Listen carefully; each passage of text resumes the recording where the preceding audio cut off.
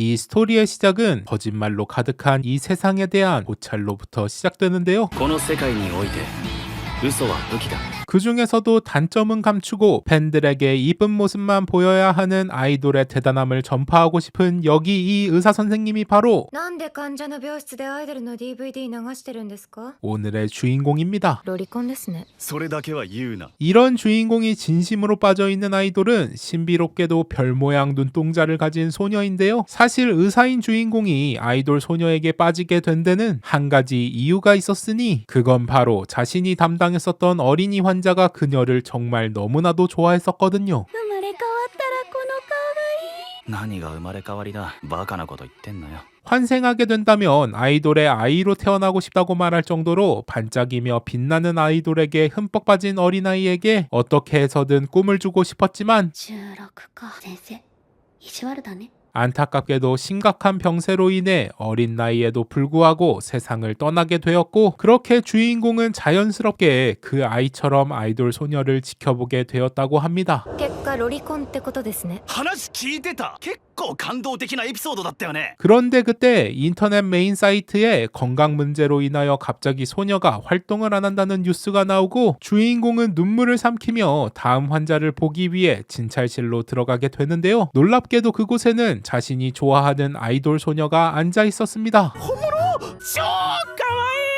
소녀가 자신의 소속사 사장님과 이곳에 방문한 이유는 놀랍게도 바로 임신을 했기 때문이었는데요. 솔직히 엄청 동요했지만 그래도 의사인 주인공은 차분히 진찰을 마친 끝에 20週双子ですね。 소녀가 쌍둥이를 가졌다는 사실을 알려주게 됩니다. 하지만 현실적으로 어린 아이돌이 아이를 가졌다는 사실은 많은 부정적인 시선을 끌게 될 것이고 그걸 걱정한 소속사 사장님은 소녀에게 정말 나을 것인지 그 의견을 안 물을 수가 없었는데요. お前もうちの事務所も終わりだぞ。 하지만 소녀는 오히려 주인공에게 어떻게 생각하는지 질문을 합니다. 여기에 의사로서 해야 하는 답변은 그냥 환자에게 판단을 넘기는 거지만 솔직히 아이돌의 팬이라는 게 그 사람의 모든 걸 좋아하고 축복해주는 것처럼 말하면서도 でもさ、男と子供がいるアイドル押せる？ 진정 그것이 필요한 순간에는 철저히 돌아서는 것이 현실이니 옥상에서 그녀에게 어떻게 도움이 되는 조언을 해줄지 고민을 이어가던 그때 그곳에 소녀가 등장하니 わざわざこんな田舎に来たのは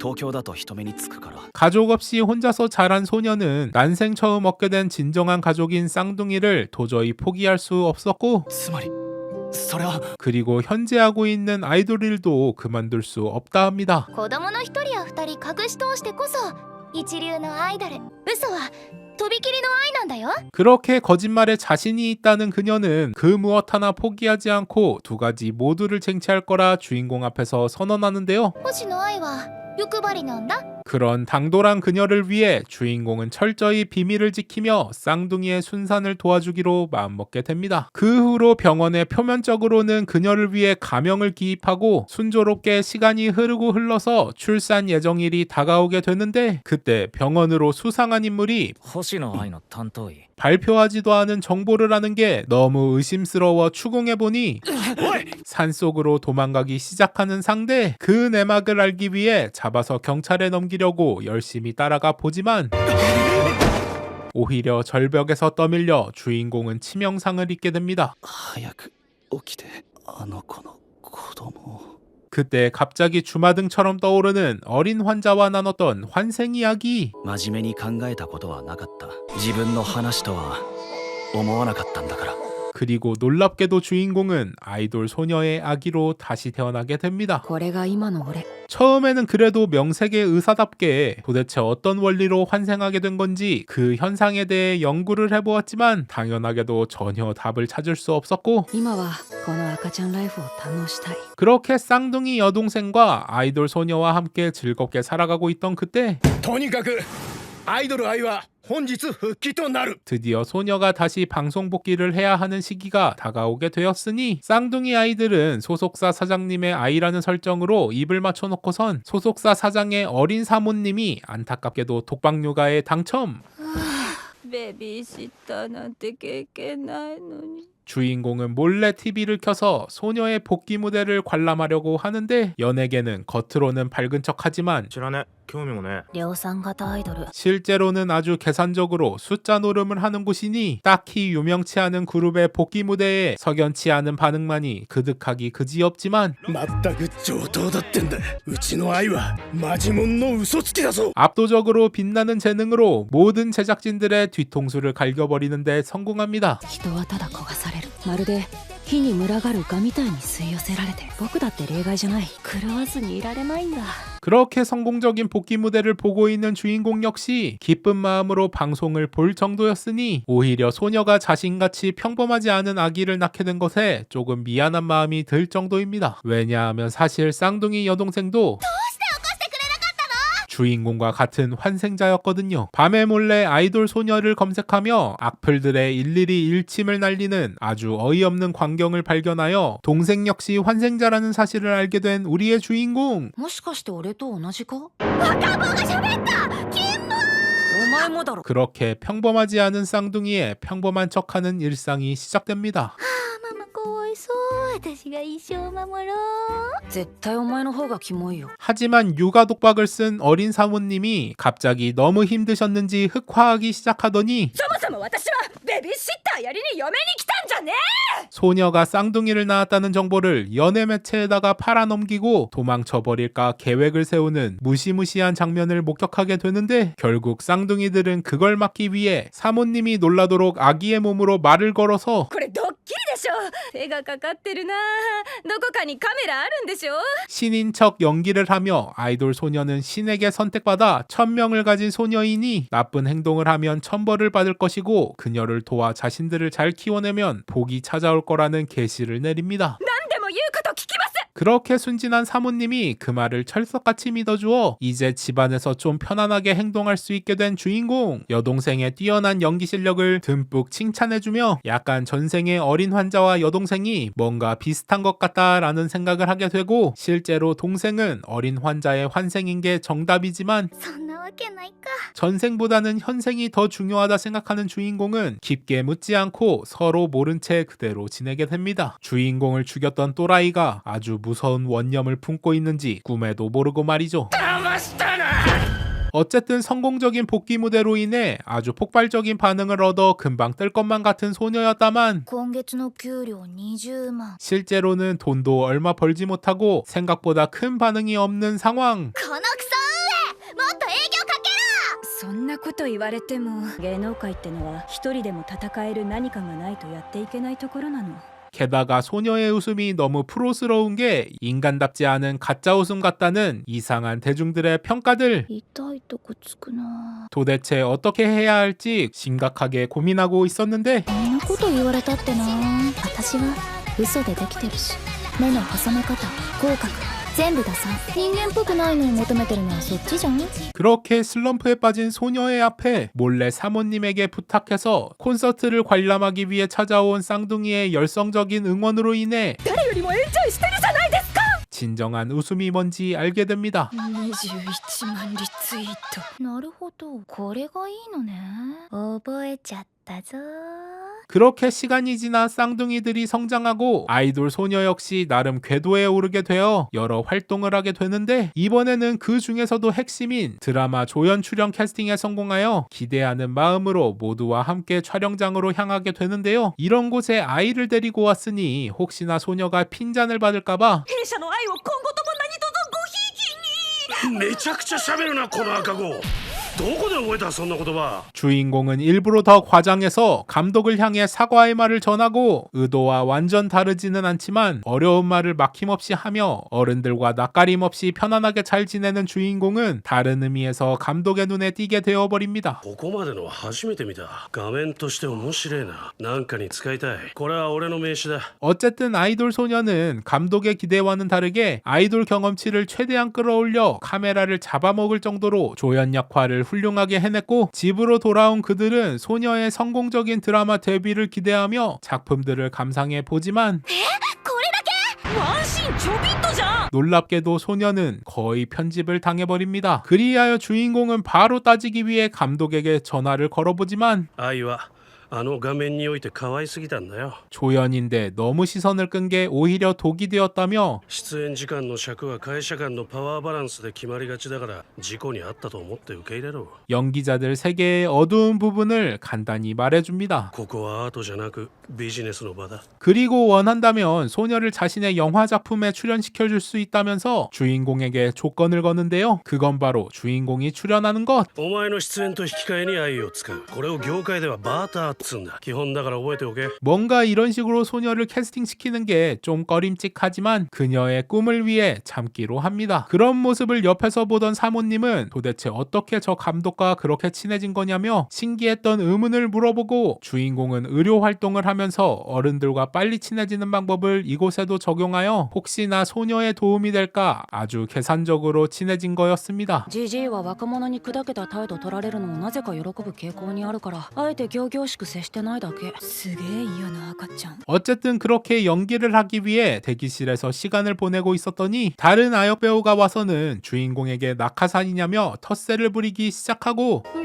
せカットしなきゃいけないほどへったくそな演技してたんでしょ。媚び売るのだけは上手みたいだけど。 그 모습에 조금 열받긴 하지만 바로 정신을 차리고 자신이 맡게 된 배역인 뭔가 기분 나쁜 아이들을 어떻게 소화할까 고민하다가 분명 감독이 콕 집어 자신을 캐스팅한 이유가 특이한 평소 모습 때문이라 빠르게 판단을 내린 주인공은 監督が欲しい絵はきっと 그냥 평소대로 연기를 해서 감독의 의도를 꿰뚫어 버립니다. つまり演じなくてもお前は十分気味が悪い。 그렇게 상대 아역 배우가 실력에서 졌다 생각해서 그 자리에서 울어버릴 정도로 훌륭한 연기를 한 주인공은 솔직히 감독의 의도를 파악하고 그냥 그대로 행동했을 뿐이며 연기를 잘하는 건 아니라고 말하지만 お前の演技俺の想像にぴったりの演技だったぜ。 감독은 오히려 연출자의 의도를 꿰뚫어보고 표현하는 게 진정한 연기자라며 칭찬을 아끼지 않네요. いや役者にならないし。 그리고 그렇게 3년이란 시간이 흘러 아이돌 소녀는 영화를 계기로 한마디로 인기 아이돌이 되었고 주인공과 쌍둥이 여동생도 유치원에 들어갈 나이가 되어 여러 가지 활동을 하게 됩니다. エンジが京極夏彦のサイコロ本読んでる。 그 중에서 재롱잔치를 위해 댄스를 연습해야 하는데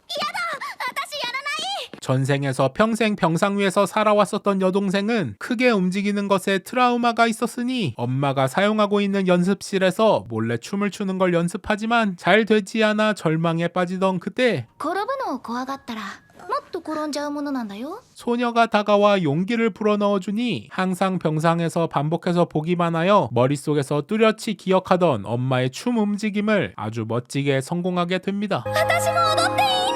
그리고 그 모습을 몰래 보던 우리의 주인공은 여동생의 재능에 크게 놀라게 되네요. 怖い想像をしてしまった。 아이돌 소녀는 우연히 지나가다 쌍둥이들이 아빠에 대한 이야기를 하는 걸 보고선 少女受胎に決まってるでしょ。男なんて最初から存在してない。 걱정되는 마음에 아이들의 아빠 되는 사람에게 전화를 하여 한 번쯤 보러 오라며 새롭게 이사하게 된 주소를 알려주게 되고 그 이후로도 순조롭게 팬덤은 늘어 드라마에서도 주연을 꿰차며 아이돌이라면 꿈에 그리는 돔에서의 공연을 다음 주에 하게 되었으니 어릴 때부터 가족의 사랑을 전혀 받지 못하고 오히려 학대를 받았던 소녀가 お母さん釈放されても迎えに来てくれなかったんだ。